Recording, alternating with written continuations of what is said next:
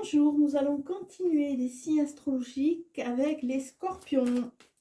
On passe au signe d'eau.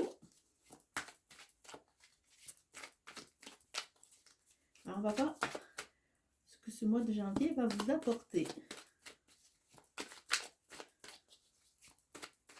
Pour les scorpions.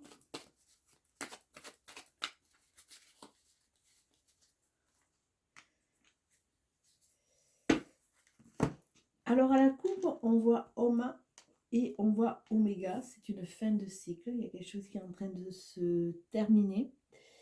Avec l'homme, alors c'est peut-être, ça parle peut-être de votre positionnement, messieurs, ou alors d'une rencontre. Ça peut être une rencontre, hein. Ça parle aussi de cet équilibre, de passer à l'action, d'arrêter de procrastiner de façon à pouvoir avancer. Ou alors ça parle d'une fin de relation ou d'une fin qui a été relativement active, c'est-à-dire qui a pris, oh c'est pas vrai, il y a Talia qui vient faire la musique là, qui a pris énormément d'énergie. Une fin, il y a quelque chose qui a pris énormément d'énergie et là, on va passer dans quelque chose de beaucoup plus calme. Ou ça parle d'une rencontre ou d'un homme qui va être très important. Ou ça parle de vous, messieurs, qui avez pris la décision de couper, de finir quelque chose, parce que vous avez compris vos leçons et vous avez envie de repartir sur quelque chose de différent. Bon, j'ai les deux chats, j'espère que ça va se passer bien.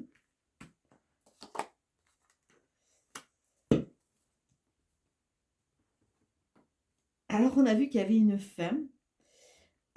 Avec la fin, il y avait peut-être aussi là, on voit peut-être c'est le moment de se mettre en action pour déblayer un peu, parce qu'on voit qu'il y a la tentation. Donc, sur ce mois de janvier, vous allez avoir de l'énergie.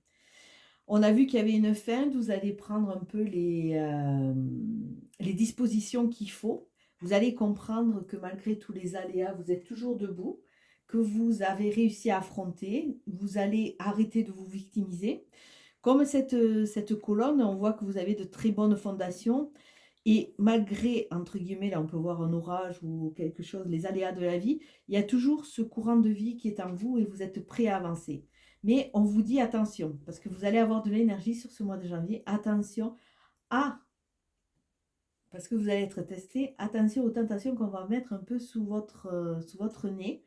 Des tentations qui vont être sûrement par rapport à un positionnement de vous par rapport à l'autre, hein, parce que si on voit 11, on a 2, 1. 1, c'est l'axe, c'est le père, c'est prendre des décisions, être maître. Mais si on fait l'association, c'est un 2. 2, c'est associé à beaucoup plus de douceur et surtout à son positionnement, soit par rapport aux autres.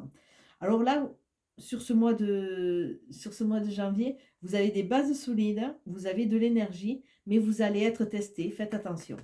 Faites attention parce que c'est comme si c'était pour certains le dernier passage vers une réalisation, puisqu'on a la tentation. On a eu la fin de cycle. Peut-être que ouais, c'est le dernier passage, le dernier test pour pouvoir ouvrir les portes d'un avenir qui va être différent.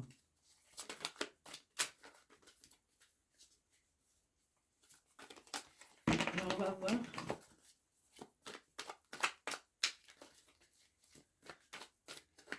Quelle est... Hop. Ah, il va y avoir des émotions qui vont être quand même très exacerbées, hein. On le voit, j'ai dit 2, positionne-moi moi par rapport à l'autre, donc vous allez quand même être testé. Et on voit le 4 de coupe et le 5 de coupe, 2 cartes au niveau des émotions qui se suivent et qui sont toutes les deux dans une thématique un peu, pas négative, mais dans une thématique de réflexion. Le 4 de coupe nous montre une certaine insatisfaction. On se pose des questions, on se remet en question, on n'est pas satisfait de soi et on se pose des questions dans le sens: «Mais qu'est-ce qu'on a fait? Mais pourquoi je n'y arrive pas?» Et quelque part à se mettre trop de barrières ou trop de poids sur les épaules. C'est vrai que vous allez jamais être satisfait. Vous cherchez une sorte de graal de perfection, mais la perfection même n'existe pas vraiment. Il faut aussi accepter que de temps en temps, Il y a des choses qui sont un peu moins, d'autres un peu plus, mais tant que vous le faites avec le cœur, que vous ne vous mettez pas ces barrières trop hautes, automatiquement, il faut que vous soyez fiers du travail accompli. Avec le 5 de coupe, on voit que ben, vous avez tendance à regarder toujours le négatif. Là, dans ces deux cartes, on le voit comme ça. Vous regardez le négatif. Vous ne prenez pas conscience de ce que vous avez en votre possession et vous regardez ce que vous n'avez plus. Vous ne prenez pas conscience du travail que vous avez fait qui est magnifique. Vous pensez toujours, Talia, vous pensez toujours il y a, peut mieux faire quelque part. Donc, c'est sûrement des injonctions que vous avez eues trop tout petit, chut, et quelque part qui vous pèsent encore. Et quelque part, on me dit que l'hyper-perfection que vous imposez, vous avez tendance à l'imposer aussi aux autres. Donc, c'est vrai qu'automatiquement, vous rentrez dans des phases où c'est que vous n'êtes jamais satisfait. Dans le sens où c'est que ben, vous regardez toujours ce que vous n'avez pas. L'autre, vous voulez qu'il soit parfait, mais bon, il arrive avec ses défauts, comme vous, vous arrivez avec vos défauts. Et il y a un problème au niveau du positionnement. Et là, on vous dit, attention, ne reproduisez pas les mêmes schémas si vous voulez partir vers de nouvelles associations. Parce que là, avec ce 2 de coupe, on peut voir une rencontre.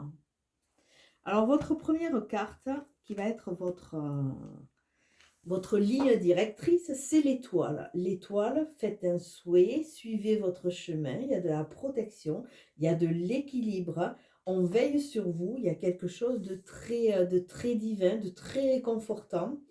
C'est une, elle apporte de la douceur dans ce jeu où c'est que on voit que vos émotions et vos doutes sont exacerbés. Là, elle va tempérer, elle va vraiment mettre de l'équilibre. On revient sur un 8 qui est déjà là. Donc, dans cet équilibre, regardez déjà ce que vous avez fait, ce que vous avez construit, que vous êtes toujours debout et peut-être lâcher certaines exigences. Intérieur, on a un 9 d'épée. Extérieur, on a un 2 de bâton. La tête, un roi d'épée. Et au sol, on a une reine de pentacle. Alors, j'ai les chats qui vont faire des bêtises, je le sais arriver. Dans l'intérieur, on revient à ce que je vous disais. Vous n'avez pas conscience de tout ce que vous avez fait et, quelque part, vous vous remettez beaucoup en question. Donc, je continue. J'ai été modérer les ardeurs de mes deux acolytes. Dans le 9 d'épée, nous ramène à un peu ce 5 de coupe. Vous ne vous focalisez que sur le négatif. Que sur le négatif. Et quelque part, vous, en vous positionnant comme ça, vous ne voyez pas le nouveau jour qui se lève. La vie est faite de phases. Il y a des hauts, il y a des bas, il y a des jours, des nuits. On ne peut pas rêver qu'il y ait toujours que du jour ou que de la nuit. Il faut accepter. Et là, on vous dit arrêtez de, quelque part, de ruminer. Lâchez, laissez passer. Les émotions, les pensées sont faites là pour passer. Laissez passer, un nouveau jour va arriver. Ayez confiance en vous. Il y a vraiment cette notion de reprendre confiance. Mais on voit que quelque part, vos pensées, vos doutes sont un peu contre vous. Et vous allez devoir lutter un peu contre cela. Et contre une phase de défaitisme. Il y a vraiment cette notion de défaitisme. Et, quelque part, mettez un peu de... Comment dire? Mettez un peu de lumière. Mettez un peu de lumière. Là, il faut vraiment que vous focalisiez pour voir tout ce que vous avez fait de bien, de façon à pouvoir profiter de ce qui arrive. Donc, sortir d'une phase de confusion. À l'extérieur, on a le 2 de bâton. Alors, le 2 bâton, on voit que vous avez quand même un jeu qui est dans l'hésitation. Le bâton, c'est le feu, c'est la vie. Le 2 de bâton, c'est toujours ce positionnement, moi, par rapport aux autres. Mais c'est surtout le fait de l'hésitation. Qu'est-ce que je fais? Qu'est-ce que je dois faire? Alors, à l'extérieur des propositions, des nouvelles perspectives qui arrivent, mais on hésite.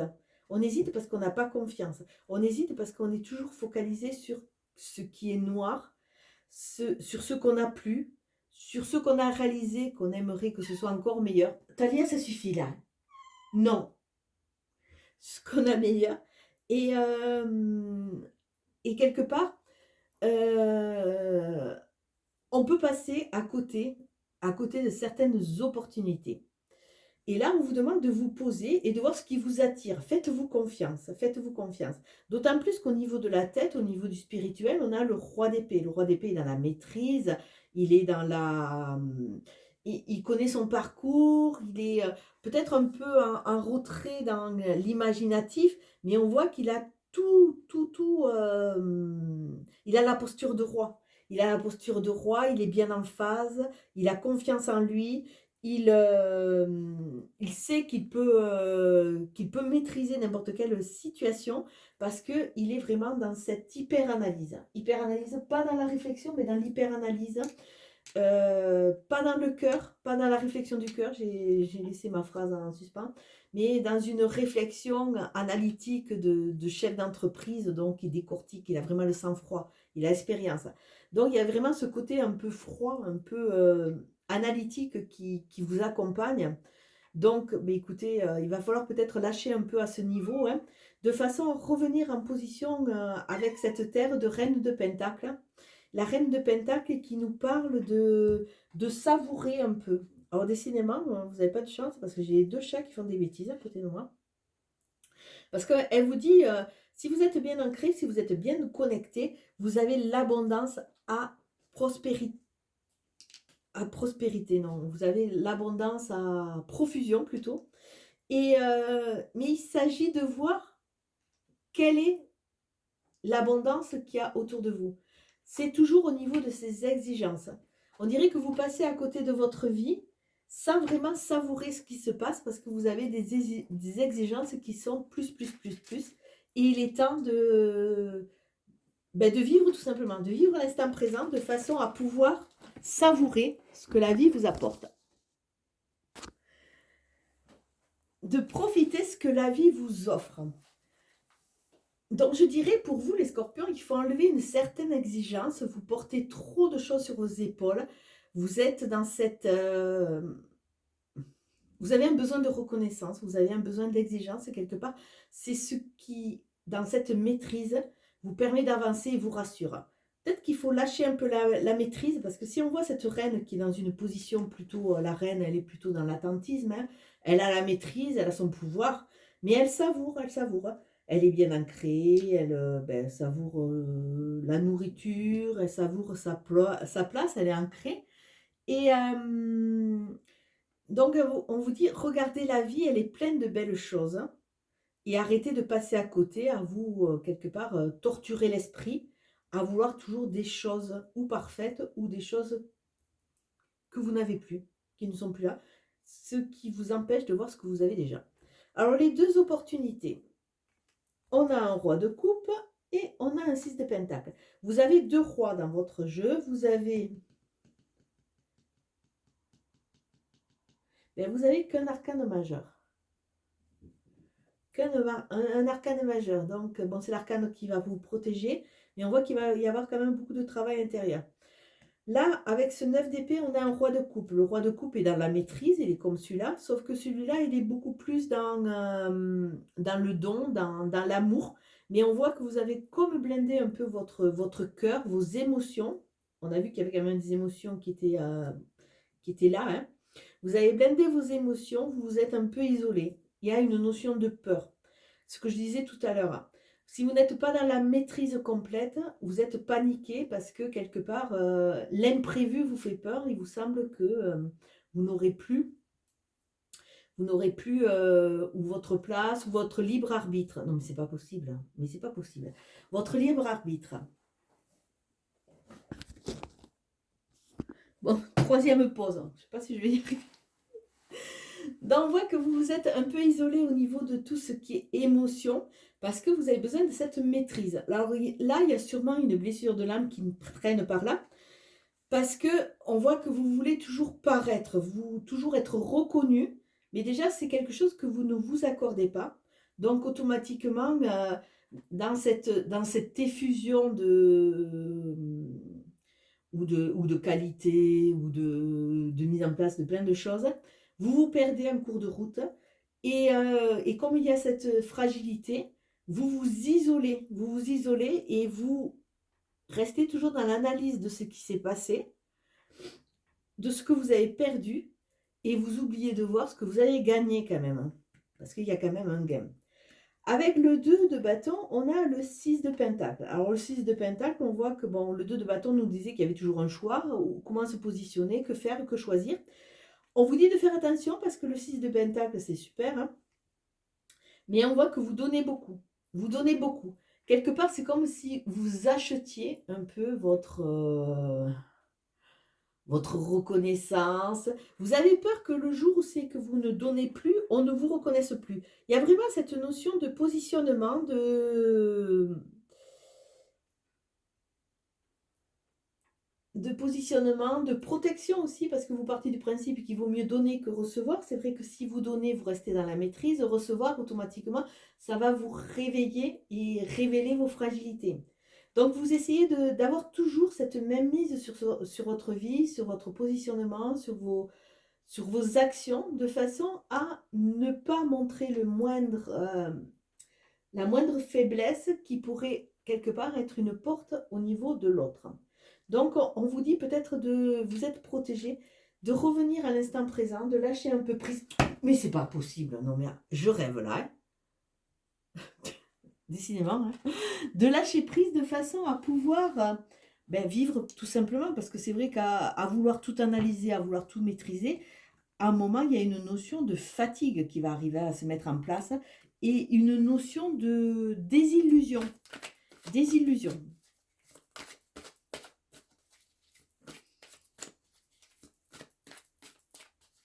Donc, je suis vraiment désolée parce que là, les chats ont été... Mais quelque part, il y a aussi, c'est aussi un... Ça peut être un signe. La vie, c'est fait de... La vie, c'est un courant, comme un courant d'eau que vous ne pouvez pas vraiment maîtriser. Donc, elle est faite de surprises, d'aléas. Et là, ce matin, il y a les deux terreurs qui avaient décidé de faire les bêtises. Donc, on a la disponibilité. Rendez-vous disponible au changement. Un virage s'amorce. Ouvrez les écoutilles, lâchez votre pression. Le but, gardez à l'esprit la vision de ce que vous voulez vraiment dans la vie. Est-ce que vous voulez être heureux? Est-ce que vous voulez être reconnu? Est-ce que cette reconnaissance vous apporte vraiment du bonheur? Est-ce que c'est vraiment essentiel à votre vie ou c'est simplement secondaire? Première carte, la fluidité. En dansant dans les situations difficiles, vous rencontrez les bonnes personnes et vous attirez de l'aide. La chance. Croyez en votre bonne étoile et vous provoquerez de véritables coups de chance. Et le choix. On a des cartes de choix. Souvenez-vous que la décision finale vous appartient. Et oui, elle vous appartient. Vous n'êtes pas obligé de faire comme la société dit si ça ne vous correspond pas. Comme les injonctions de votre famille vous ont mis dans la tête, si ça ne vous correspond pas. À un moment, il faut sortir de cette matrice de façon à se faire plaisir, à pouvoir s'épanouir. Et là, on le rencontre énormément à l'heure actuelle. C'est qu'il y a plein de gens qui changent d'orientation, qui essayent de faire des choses différentes parce que ils ne sont plus nourris par leur travail, ils ne sont plus nourris par ce qu'ils ont construit jusqu'à présent. Parce que c'était une reproduction de ce que la vie voulait. On vous dit d'être courageux, donc on le voit quand même, hein, c'est vrai qu'il y a des tentations, il y a l'énergie heureusement, mais il y a la protection, mais soyez courageux et décorez, changez, amenez-vous des choses qui vous plaisent de façon à vous motiver. Mais il faut avancer, il faut passer cette étape de façon à quelque part sortir cette matrice et se reconstruire pour soi. Et parler à Dieu. Alors parler à Dieu, il faut le sortir du contexte religieux, parler à vos guides, parler à la vie, parler à votre âme tout simplement, hein, de façon à voir un peu par synchronicité, par rapport à l'intuition, ce qu'on peut vous envoyer comme message. Ce qui semble clair, ce qui ne semble pas clair. Ce qui peut être intéressant, c'est de faire le bilan de votre année 2022, de l'écrire sur une feuille, pour voir tout ce que cette année vous a apporté. C'est enrichissant, hein. Et après, par rapport aux différents thèmes, apporter ou ne pas apporter, hein, ça peut être dans le négatif, parce que bon, vu ce qu'on a passé, il n'y a pas que du positif. Et après, par rapport à toutes les grandes lignes, vous allez ramener au verbe être et au verbe avoir. Alors, est-ce que vous avez lancé cette situation pour être ou pour avoir? Pour être ou pour avoir? Et après, quand vous avez fait ce «tri» entre guillemets, vous allez ramener au verbe paraître.